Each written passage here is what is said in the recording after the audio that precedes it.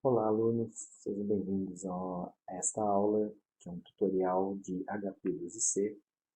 Para esta aula é importante que você tenha uma HP nas suas mãos, uma versão ou a versão física da calculadora, ou alguma versão do tipo emulador, um aplicativo no celular ou no próprio computador, que você pode baixar e simular as funções da calculadora. Então vamos lá fazer uma aula de passo a passo de, das operações dessa calculadora. Primeiramente, esse aqui é o formato da calculadora, né? Esse é o formato padrão dela.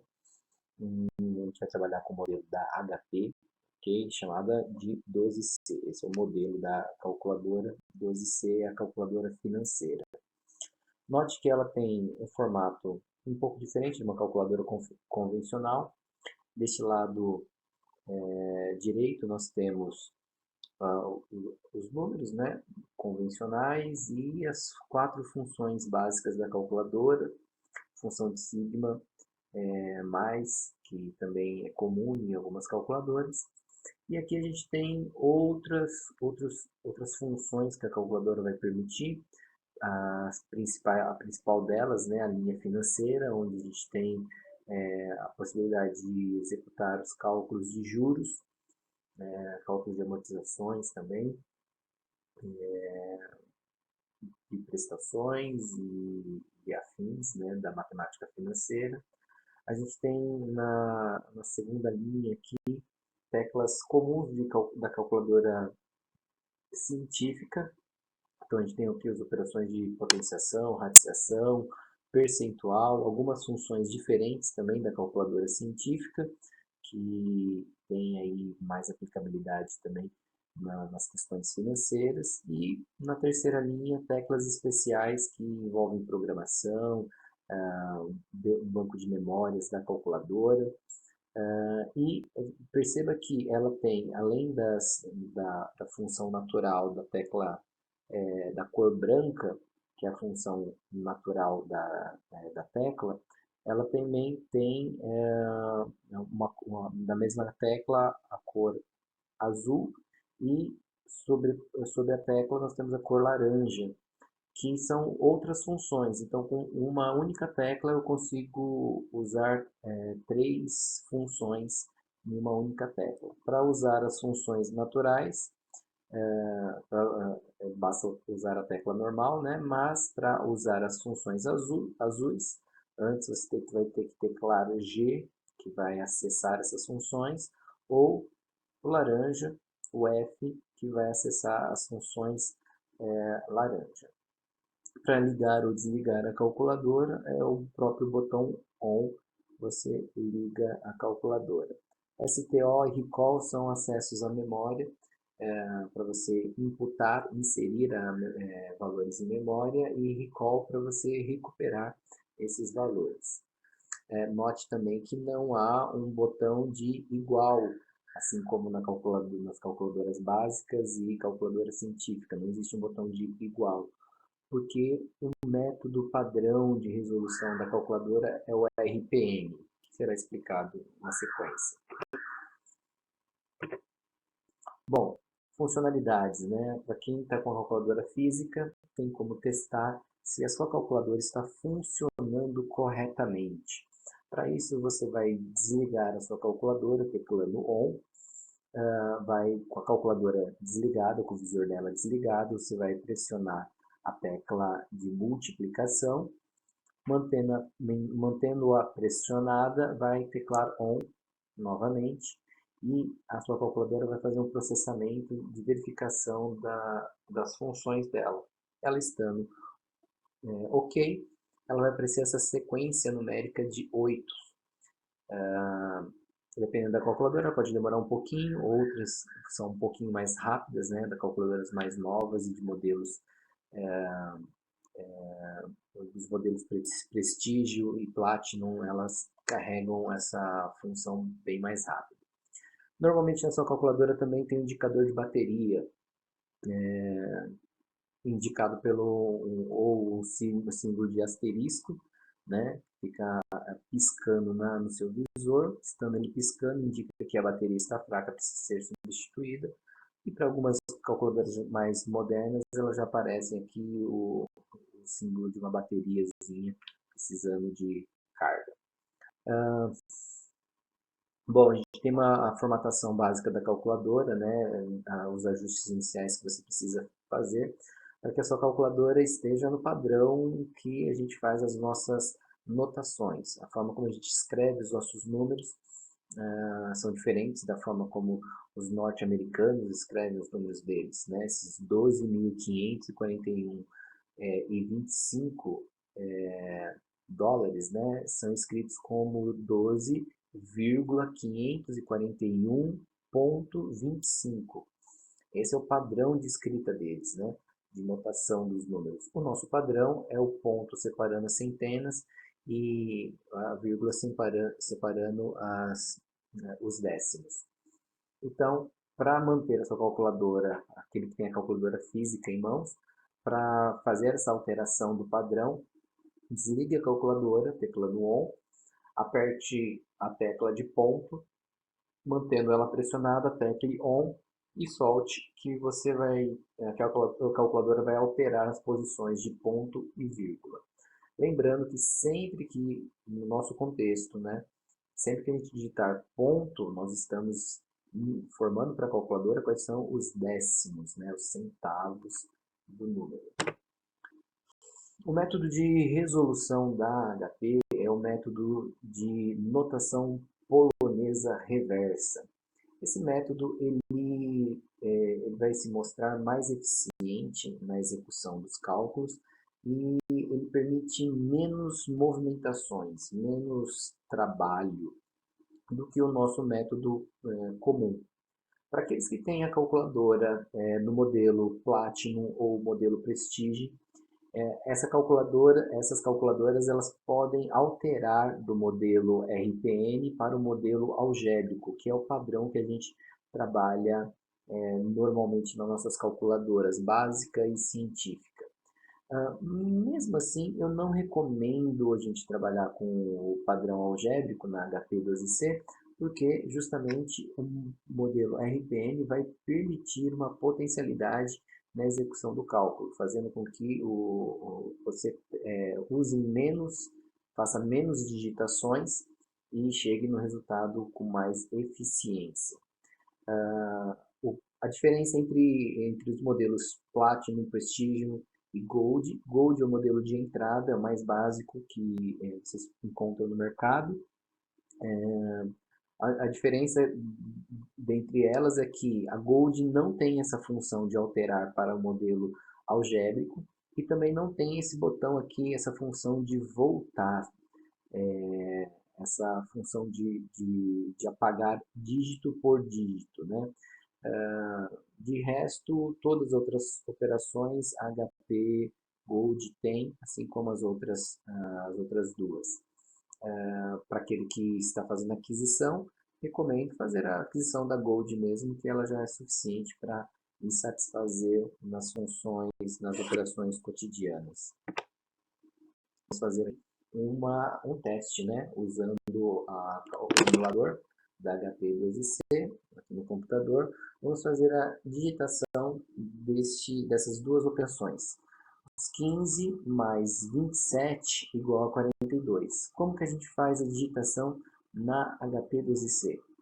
15, Enter, 27, e aí sim a gente indica qual é a operação, mais 42. Segunda opção, segunda alternativa aqui, né? 25, Enter, 13, Enter, 4, Enter, 2, e agora sim eu vou inserir as operações de divisão, multiplicação e subtração. Resultado, menos 1. Por que foi feito dessa forma? Aqui uma simples coincidência didática definido aqui os 25 menos 13 vezes 4 dividido por 2, a sequência de operações, na regra básica da matemática, vai definir que a gente tem que fazer primeiro as nossas multiplicações, depois as multiplicações e divisões, para depois somas e subtrações. Neste caso, a gente fez primeiro a divisão, de trás para frente, né? Fizemos a divisão, para depois a multiplicação, para depois a subtração. Então, nós inserimos todos os valores 25, 13, 4, 2, e assim nós executamos as operações de trás para frente. Apenas uma coincidência programada, pedagógica, para que a gente entenda a funcionalidade da calculadora. A qualquer momento você pode pausar o seu vídeo e treinar a execução desses cálculos ou de outros cálculos. Para limpar os registros em memória da calculadora. A calculadora ela tem um banco de memórias interessante, permite você inserir vários números, né, em diferentes bancos de armazenamento. Para simplesmente apagar os valores que estão no visor, você vai usar a tecla CLX. A tecla CLX, ela está aqui, ó, CLX. Note aqui também que a gente pode apagar os bancos de memória de registros financeiros, memória regular, a memória estatística e as programações. Para isso, a gente vai usar as teclas de função laranja. Então, eu tenho que teclar F-Fin. F-Fin, eu vou teclar F-Fin. Eu limpo todos os registradores financeiros. Então, todos os valores que eu inserir aqui nas teclas financeiras, eles serão limpos. A tecla CLX, né, ó, limpou o que está no visor. A FREG limpa todos os registros regulares, toda a memória da calculadora. F-Sigma limpa os registradores estatísticos. E F-Program limpa toda a programação que possa ser inserida na calculadora. A gente não vai entrar na questão da programação, pois seria aí uma aula mais densa. Para aqueles que têm a função, a calculadora Prestige no Platinum, ou estão com os emuladores aí, tem a função de apagar um número por vez. Para quem tem a calculadora Gold, não tem essa função para apagar um número por vez, que seria aqui o G com a setinha de menos aqui. A calculadora ela trabalha com um sistema de pilha operacional. O que seria isso? Ela vai sobrepor os valores na sua memória, e ela tem uma memória que eu chamo de memória latente, né? Aquela memória que está ali mais próxima de uso, que ela tem 4 registradores. Esses 4 registradores são chamados de X, Y, Z e T. Quando você insere um valor na calculadora, assim como a gente fez no cálculo anterior, que nós inserimos 4 valores para depois indicar as operações, esses valores eles não estão sendo perdidos, apesar de não estarem visíveis no visor. Então, vamos fazer um exercício aqui. Vamos fazer a digitação desses números 1, 2, 3 e 4 e realizar as operações. Para ver o que acontece na calculadora. Bom, vamos lá, seguir aqui com a operação. 1, Enter. O que acontece na calculadora? O 1 continua no visor, mas quando eu teclei Enter, ele vai subir para o registrador Y. Inserir o número 2, teclei Enter. O 1 ele vai estar no registrador Y e no registrador X, que é o registrador que a gente está vendo aqui, ele vai manter o número 2. Inserir o número 3, Enter. No registrador X, o número 3, registrador Y, ele está o número 2, e no registrador Z está o número 1. 4, não vou teclar mais nada. O que acontece? O 4 ele vai estar no registrador X o 3 no registrador Y, o 2 no registrador T, Z e 1 no registrador T. Ao realizar as operações vão ser realizadas entre X e Y, ok? Sempre entre X e Y. Então, 4 mais 3, 4 com 3, 7. Então, no registrador X agora eu tenho 7, no registrador Y eu tenho o 2 e no registrador Z eu tenho 1. E assim os números eles vão regredindo, né? Vão voltando nas posições. Então, nova operação de adição, eu vou declarar adição e o que ele vai fazer é somar o registrador X com o registrador Y. Tenho o número 9.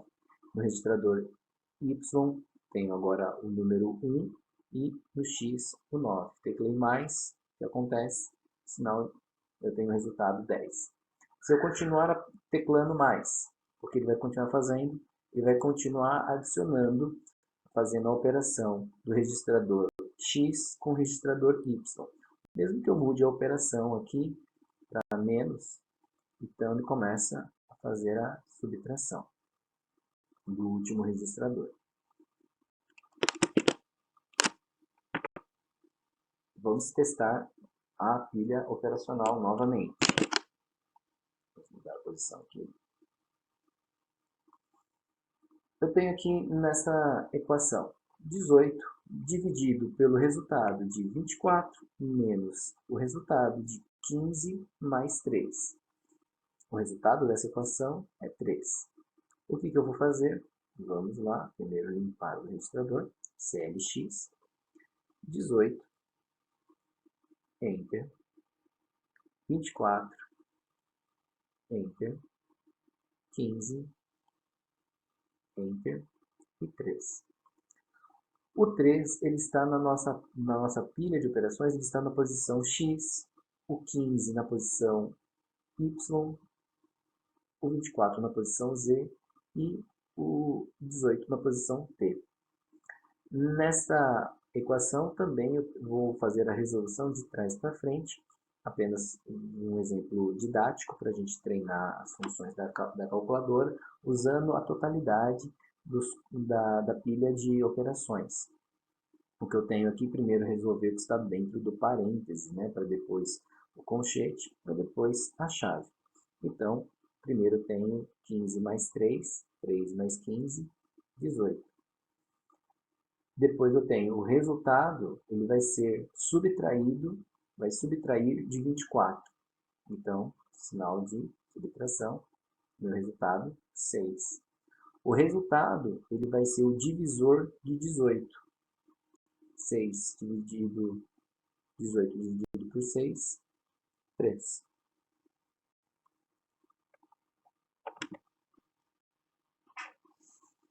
Ao inserir os valores na pilha de operações, a gente pode resgatar esses valores usando a tecla Roll Down,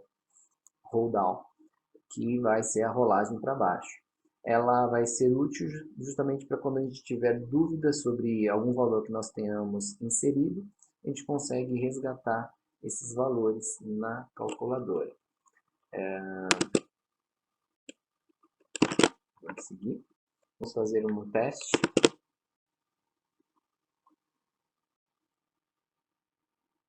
Vamos inserir 1 Enter, 2 Enter, 3 Enter, 4 e Hold On. O que ele faz é alterar a posição de 4, ele vai rodar literalmente em forma circular, ele vai fazer com que o 4 ele vá para a posição P, o 1 vá para a posição Z e o 2 para a posição Y. O 3 vem para a posição X. E usando a tecla na sequência, o que a gente tem é justamente essa rodagem dos valores na pilha de operações. Assim a gente consegue resgatar quais são os valores que foram inseridos na calculadora em uma situação que você tenha dúvida ou que você precise mudar a sequência de resolução. Por falar em mudar a sequência, a gente consegue fazer a alteração das posições dos valores que estão na pilha X ou Y. A gente consegue inverter esses valores. Em situações em que a gente está fazendo o cálculo, né, e a gente já tem os valores inseridos na calculadora, e a operação ela precisa ser, a ordem que você está executando o cálculo ela não necessariamente é a ordem de resolução, a ordem adequada de resolução. Então você consegue fazer os cálculos parciais, depois inverter as posições desses resultados parciais. Vamos ver a aplicação. A tecla está aqui. X inverte Y. Ao executar essa equação aqui, 4.624 menos 2.730 dividido por 6.230 mais 1.723. O que nós deveríamos fazer? Primeiro resolver o numerador, resolver o denominador e aí sim executar o cálculo. Então, a função, o caminho natural poderia ser primeiro resolver o numerador, para depois o denominador e executar a divisão. Mas, pela calculadora, a gente pode fazer o caminho inverso. A gente pode fazer primeiro o denominador, para depois o numerador, e ao final a gente inverte as posições. Vamos fazer com a situação já com a inversão. 6.230 entre 1.723, eu somo 7.953. Resolver agora o meu numerador. 4.221 entre 2.730, eu subtraio. Se eu fizer a operação de divisão neste momento, o que eu vou ter? Eu vou ter os 7.953 sendo dividido por 1.891. Porém, o correto é o contrário. 1.891 sendo dividido por 7.965. Então, quando eu teclo a função de x inverte y, ele está pegando o valor que ficou lá na pilha de operações, na posição y, e trazendo ela para a posição de x. Inverti as posições, agora sim eu tenho a inversão do numerador com o denominador e chego no mesmo resultado. Aqui 23, vou mostrar aqui, fica os 24 arredondado.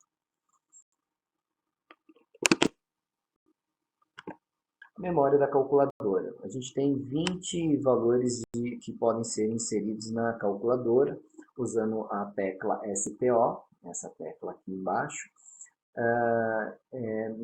Na sequência numérica de 0 a 9 e de ponto 0 a ponto 9, e para recuperar a gente vai usar essa mesma posição. Por exemplo, eu coloquei no registrador, eu coloquei no STO 0, e eu posso colocar, e para resgatar eu vou ter que usar o recall 0 também.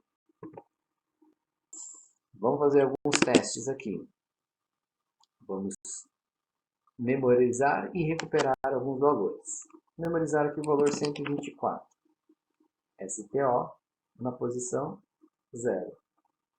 O que vai acontecer no visor? Apenas mostrar aqui os 124.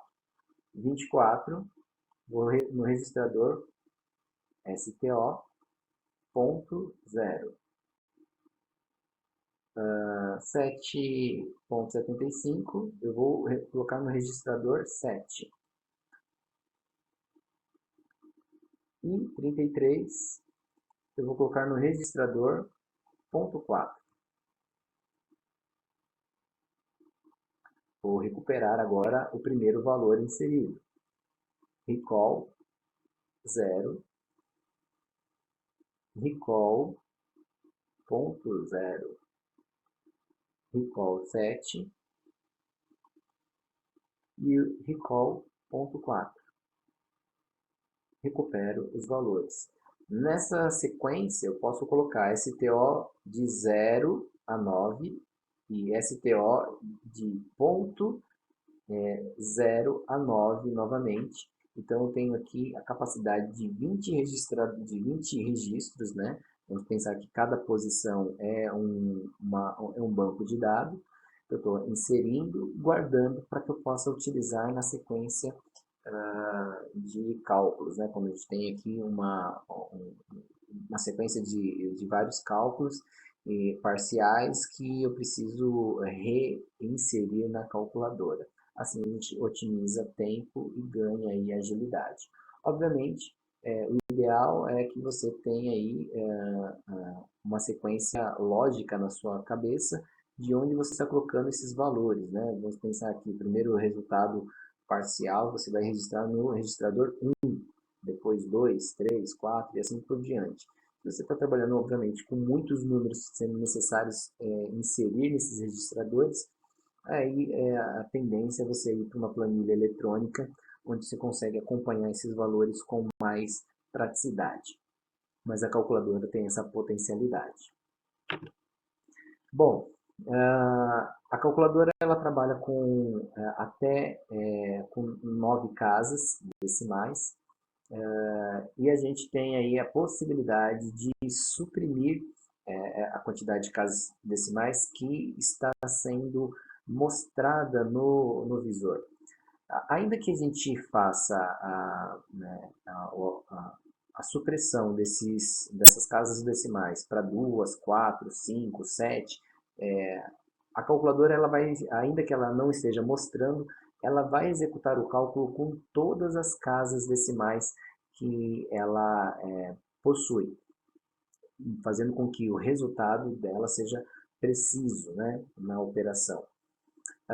Para a gente mudar a visualização, e vai ser interessante que ela também vai aplicar a regra de arredondamento, né? Se o número anterior for entre 0 e 4, ele vai ser mantido.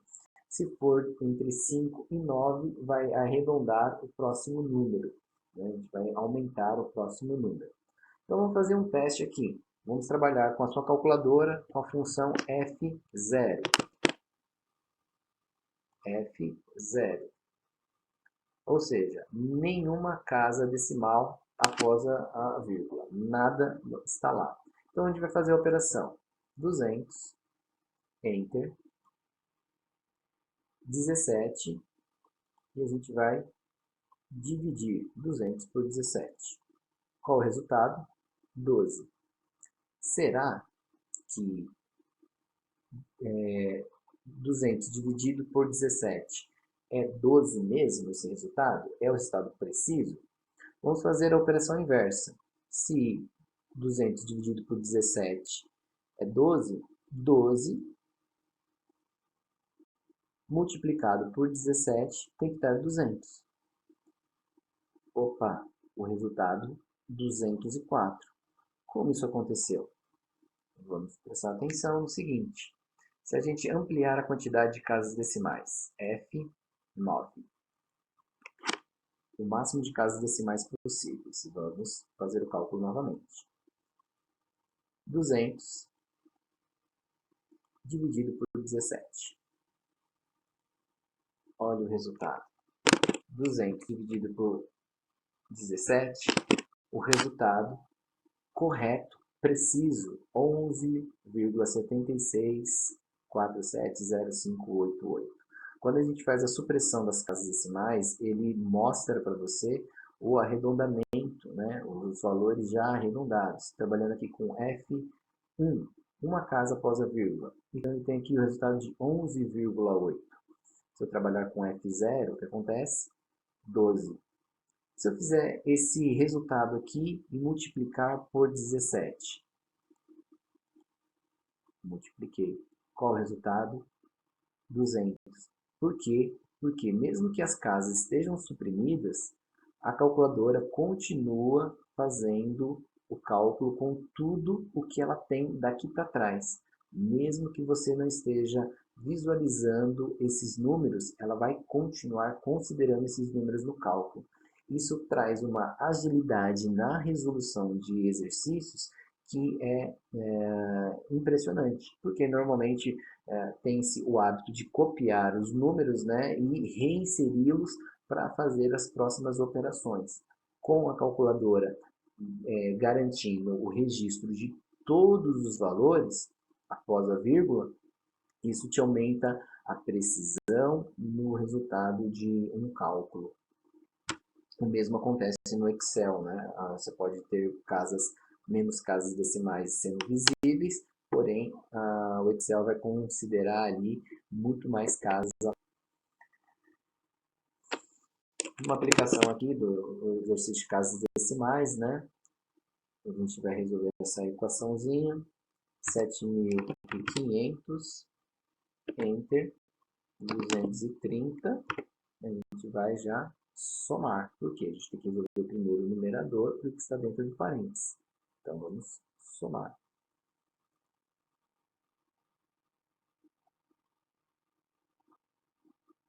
Depois que nós temos 2.220, eu vou dividir. Com 9 casas decimais, a totalidade, eu tenho aqui o valor bem mais cheio, quantidade de casas, vai com F5. 5 casas após a vírgula, F4. 4 casas após a vírgula. E note que a calculadora vai fazendo o arredondamento dos valores. Eu tenho aqui 3,48198. Trabalhando com 4 casas decimais, o 19 se torna 20 por conta do arredondamento das casas. E, obviamente, trabalhando ali com uma casa após a vírgula, 3,4 se torna 3,5. Então, quando você tiver na dúvida quanto ao arredondamento, você pode utilizar a função F9.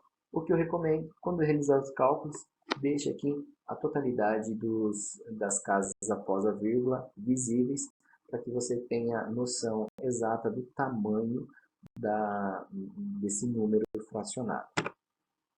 Bom, agora as teclas de porcentagem. As teclas de porcentagem vão nos ajudar aí no dia a dia, para os cálculos percentuais de índices, né? E a gente tem aqui 3 alternativas de trabalhos com percentual. Então, a gente vai trabalhar aqui a função básica do percentual, que tem também em calculadoras científicas, e vamos ver aqui como a gente pode aplicar essas funções. Bom, para a gente saber quanto que é 13% de 13.892,57 centavos, a gente vai pegar 13.892,57, Enter, e 13, e a operação. Resultado,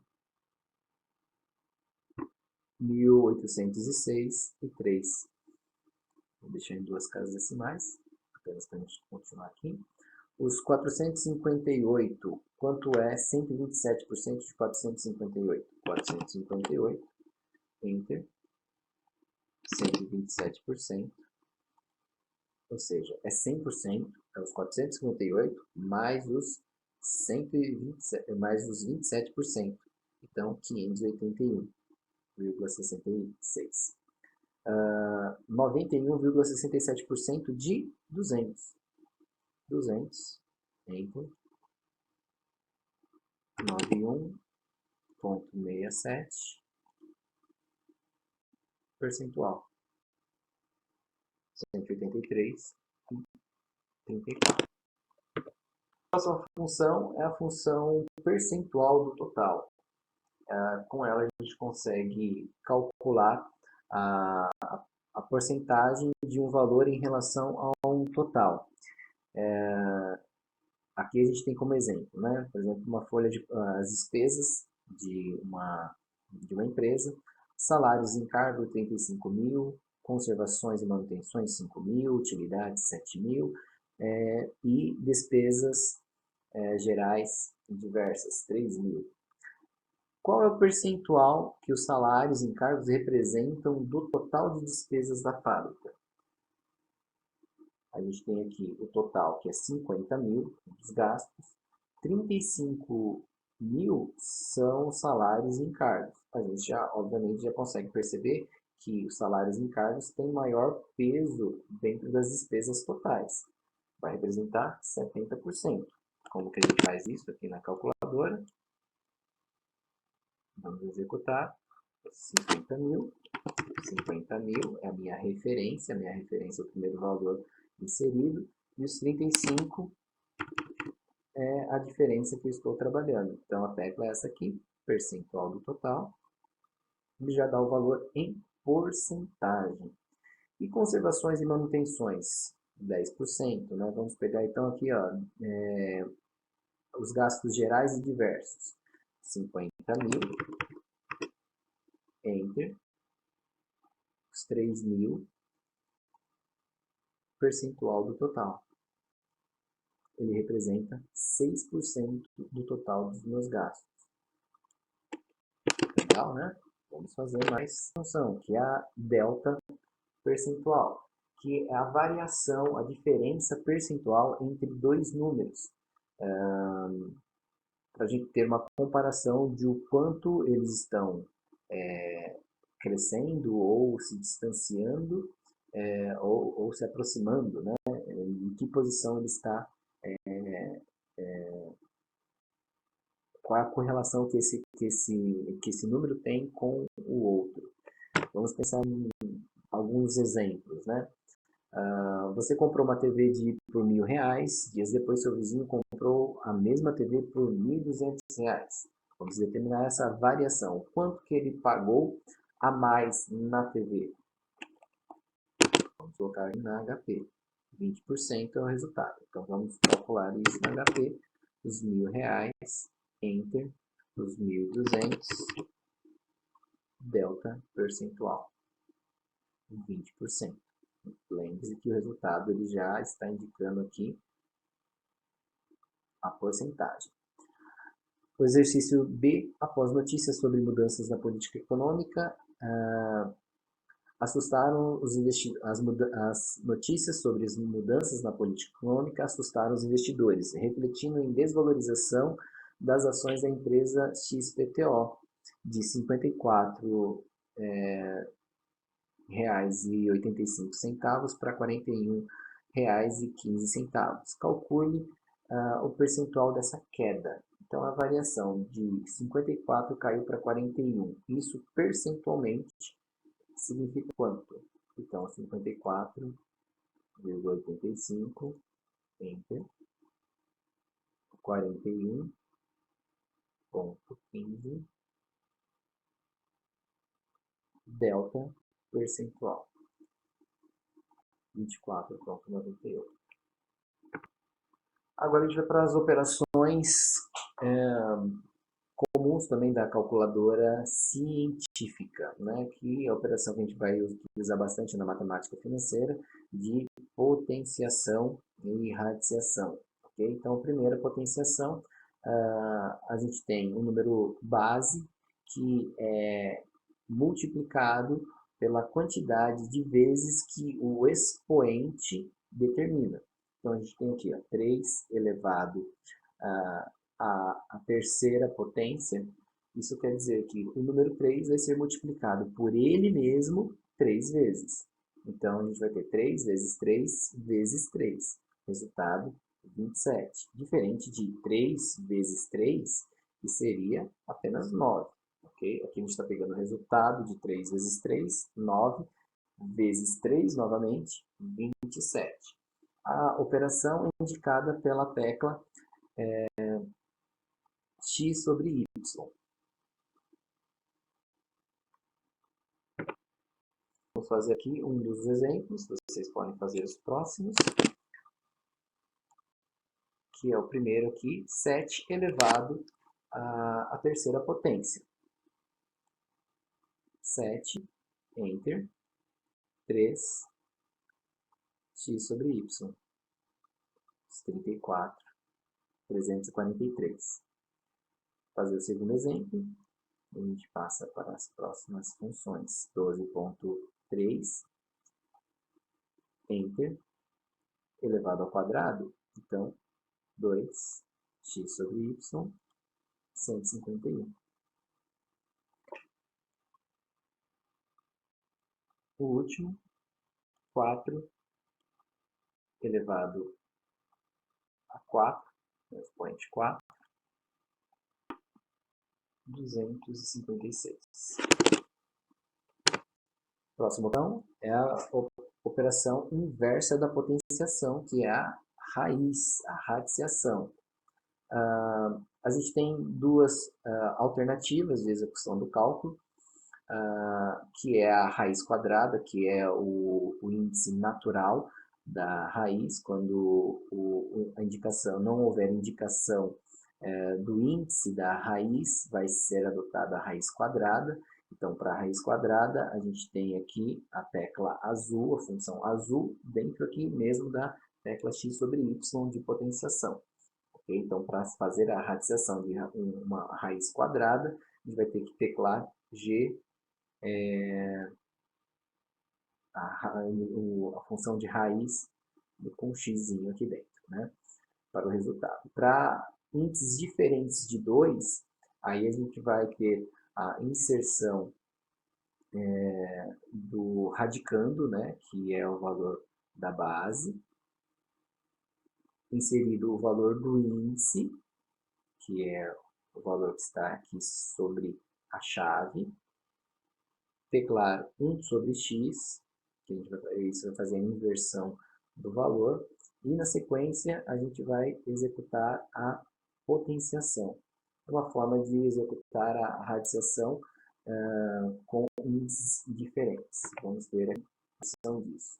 Então, 343 elevado à raiz com índice 3, sobre a raiz de índice 3. Na execução mais fácil, né, talvez mais fácil manualmente, seria a inversão do índice da raiz. Ao invés de fazer a raiz, a gente inverte a operação, invertendo a posição que a gente tem uma radiciação, uma potenciação, perdão. Quando a gente transforma a raiz em potência, a gente vai ter a inversão das posições aqui do número do índice. Ele está 3 sobre 1, ele vai se tornar 1 sobre 3. Então, a gente vai ter os 343 elevado a 1 dividido por 3, que é 343 elevado a 0,3333, dízima periódica. Esse número elevado a este expoente, resultado 7. Vamos fazer a operação na calculadora. A gente vai fazer apenas esse para a gente ganhar um pouco de tempo, tá? Para o vídeo não ficar tão longo. 343, Enter. 3, a gente vai inverter a posição dele. Ele vai fazer essa inversão aqui e dividir o 1 dividido por 3. E agora a gente faz a potenciação. E ele chega ao resultado de 7. Na sua casa, você pode fazer aí os demais exercícios, você vai chegar aí nos resultados propostos. Função integral. A função integral ela vai eliminar a parte fracionária de um número, deixando apenas a parte inteira. A função é esta aqui da tecla, está aqui, integ, função integral. Em azul, então a gente tem que, antes para usar essa função, a gente tem que teclar G para acionar a função integral. Em que momento a gente usa isso? Vamos ver um exemplo, né? 77 meses correspondem a quantos trimestres completos? Exatamente, trimestres completos. Bom, para saber quantos meses, quantos trimestres cabe, 77 meses, a gente vai ter que dividir pela quantidade de meses que cabe dentro de um trimestre, que são 3. Então, a gente tem o 77 dividido por 3. O resultado, 25,6666. O exercício está me perguntando integrais, né? Períodos completos. Então, aqui, obviamente, a gente nem precisaria da função para identificar qual é o período completo, mas apenas por operação didática. 77 entre 3 divido, chegou ao resultado de 25,666. Opa, deixa eu retornar aqui. 25,666. O que eu quero é a parte integral. Eu quero eliminar da calculadora a parte fracionada. Então, integral, olha o que ele faz, elimina toda essa parte fracionada. Então, a gente vai trabalhar só com números inteiros. Então, se você estiver trabalhando, por exemplo, com prazos ou com lotes de estoque, é comum você trabalhar com parte apenas inteira. E aí você continua com o mesmo valor no visor, só que agora a sequência de cálculos que você realizar vai desconsiderar a parte fracionada. A parte fracionada ela sumiu não só do visor, mas ela sumiu do registrador. Então qualquer operação que você fizer com este valor, vamos fazer uma multiplicação, ele vai considerar apenas a parte integral. Ele tirou a parte fracionária do registrador. A gente vai fazer a operação inversa, que é trabalhar a fração. Então, a gente vai eliminar a parte inteira e deixar somente a parte fracionária para executar um cálculo e fazer uma outra apreciação dessa parte fracionária. A função também vai ser habilitada pela tecla azul. Então, G, FRAC, a gente tem aqui a parte fracionária. O mesmo exemplo, 77 meses corresponde a quantos trimestres e dias? Opa, a gente quer saber aí a parte fracionária agora. Então, os 77 meses dividido pela quantidade de meses que cabe dentro de um trimestre, 25,6666, dízima periódica. A gente quer continuar o cálculo para saber, 25 eu já sei que são os 25 trimestres, ok, já sei que é a parte integral, a parte cheia. Agora eu quero saber a parte fracionada. Essa parte fracionada, ela corresponde a quantos dias dentro de um trimestre? Então, eu vou tirar a parte inteira, G, FRAC. Ele tirou a parte inteira do registrador e mantém apenas a parte fracionária. Eu quero saber o quanto esses 0,6666 aqui representam em dias. Então, multiplico isso por 90. É a quantidade de dias que cabe dentro de um trimestre. Multiplico 60 dias. Então, eu tenho a parte fracionária correspondente a 60 dias. A tecla EEX, ela permite a utilização e agilizar, né, a anotação, a inserção de números grandes, né, números grandes ou números pequenos demais, mas esses pequenos demais são fracionados, né? São números ali com muitas casas após a vírgula e que ultrapassem a visualização do nosso visor. Né? Ele tem essa limitação e a gente pode colocar aí números bem grandes, mesmo não cabendo no registrador. A gente vai usar a função EEX, essa teclinha aqui. Então, vamos lá. 14 milhões. Para a gente digitar isso sem perder muito tempo. O que a gente faz? Vamos lá, calculadora. 14 EEX. Quantos zeros tem? São 6 zeros. Então, 6, Enter. A calculadora já insere a quantidade de zeros a qual você está determinando. Então, está determinando que para esses 14, eu tenho ali uma quantidade de zeros que vão entrar atrás dele. Então, são 6 zeros que vão entrar dele. Se fosse aqui um número ainda maior, por exemplo, 50 milhões, 50 EX, quantos zeros nós temos? Temos 9, então 9, eu vou teclar Enter, e ele vai aparecer aqui, ó, 5,000 e 10, ou seja, está indicando que está sendo elevado à 10ª potência, e esse número é muito maior. A gente tem aqui um número fracionado, lembra desse número aqui, ó, de cálculo de IOF? 41, Enter. Quantas casas temos aqui após a vírgula? Temos 4 casas após a vírgula. Então, 6 CHS para inverter a posição, ao invés de crescer, eu vou diminuir o número. Enter. Opa, eu fiz errado aqui. Série X, vamos limpar. 41. EX, faltou EX.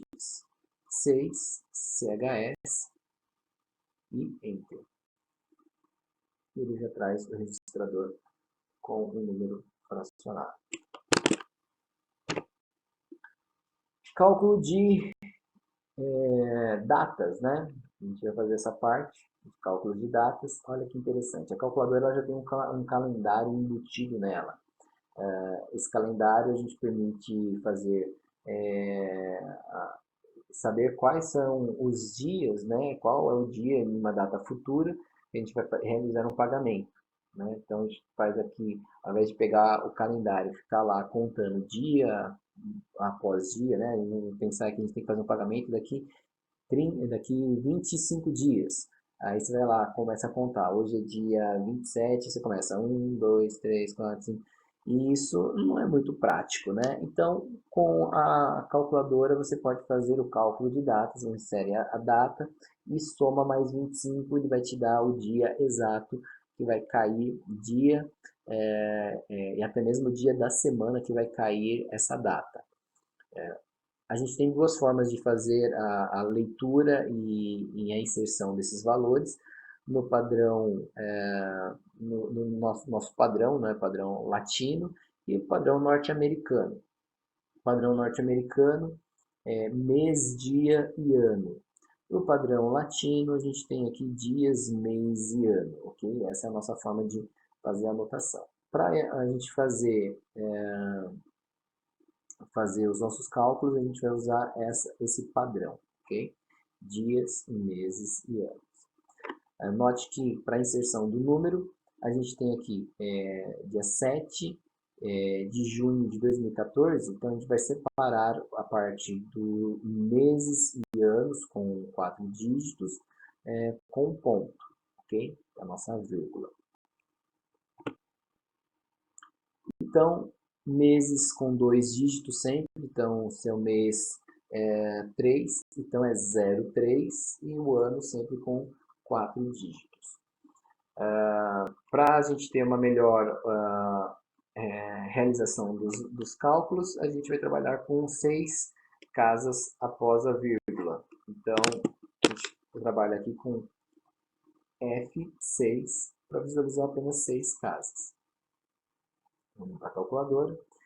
A gente tem aqui como calcular a diferença entre dias, né, de um dia para o outro. Quantos dias tem? Do dia 27 de março de 2020 para o dia 27 de julho de 2020. Quantos dias temos? A gente consegue calcular essa diferença. Então, delta days, a gente consegue calcular a diferença entre os valores. E data, a gente consegue calcular a data futura ou passada e saber exatamente quando essa data vai, qual é essa data, né, a quantidade de dias que tem, a diferença de uma da outra, e qual é o dia da semana. Ele vai mostrar aqui no final do visor, 1 indicando segunda, 2 terça, 3 quarta, 4 quinta, 5 sexta, e 6 sábado e 7 domingo. Vamos fazer a aplicação disso. Calcule a quantidade de dias entre dia 2 de 3 de 2010 e dia 23 de 7 de 2011. Quantos dias temos entre essas duas datas? Então, como a gente vai fazer? 02.03 2010, Enter, os 23.07 2011, G Delta Day. Então, G Delta Day está aqui, junto com a tecla EX. Opa, aqui fiz errado. Vamos lá. FREG, impacto dos registradores. 2.03 2010, Enter, 23.07 2011, G. Por que a calculadora está dando erro? 02, vamos ver aqui no teste, vamos ver o que está acontecendo aqui na calculadora. 6.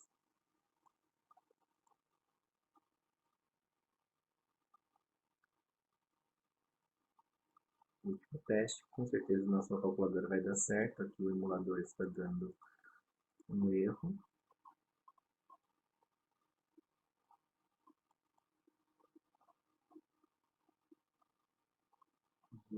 Ah, tá. Faltou acionar a função aqui, ó. Dias, mês e ano. Então aqui é o G4. Dias, mês e ano. Vai aparecer aqui agora a função aqui. Agora sim, vai dar certo. E G delta D. 508, exatamente. O que faltou aqui de informação? Eu falo para vocês.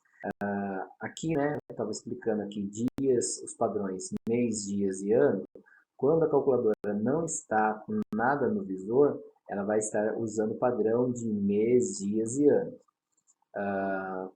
Para a gente usar o nosso padrão dias, mês e ano, a gente tem que inserir essa função, né? Inserir a calculadora, mostrar para a calculadora qual o padrão que nós iremos trabalhar.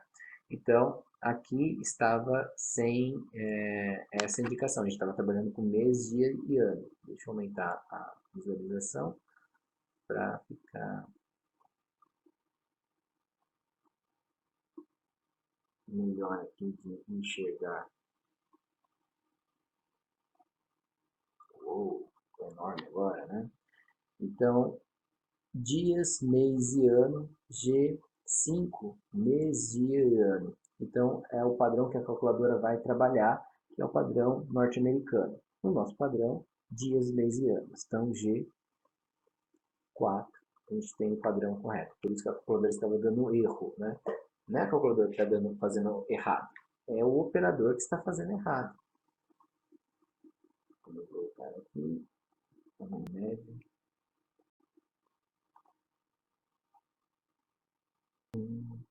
Pronto. Um pouquinho grande, direção da taxa.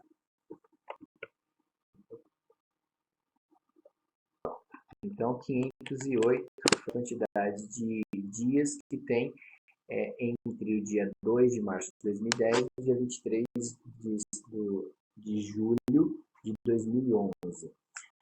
Essa quantidade de dias é o que dá no calendário comum, o calendário normal, né, os dias corridos. Se a gente usar a tecla x inverte y sobre esse valor, olha o que ele vai acontecer. Ele vai dar aqui 501. Aqui ele vai trabalhar o calendário comercial. Lembra que o calendário comercial não tem 360 dias, 366 dias ou 365 dias, tem 360? Aqui ele vai mostrar para você a quantidade de dias no calendário comercial. Olha que bacana. Certa fatura vencerá após 60 dias, considerando ser hoje, dia 6 de fevereiro de 2014, em que data e em que dia da semana ela vencerá. Vamos lá fazer a execução desse cálculo. Então, vamos trabalhar com F6, beleza. Vamos limpar, CLX. Então, 6.02/2014, Enter, 60, G, data. Resultado, dia 7 de abril de 2014, 1. 1 indica que é uma segunda-feira, o primeiro dia da semana. Olha que bacana. Determine a data para efetuar o pagamento de uma fatura 60 dias antes da data do seu vencimento, sabendo que a fatura vencerá no dia 14 de outubro de 2014. Então, vamos lá fazer essa operação aqui.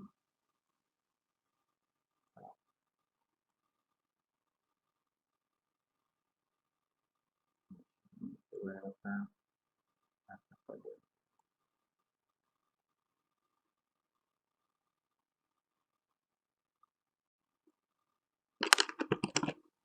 Opa, 14.10/2014, Enter, 60 dias. Essa é a data de vencimento. Aqui, a data de vencimento, a gente quer antecipar em 60 dias. Então, a gente quer saber 60 dias antes dessa data.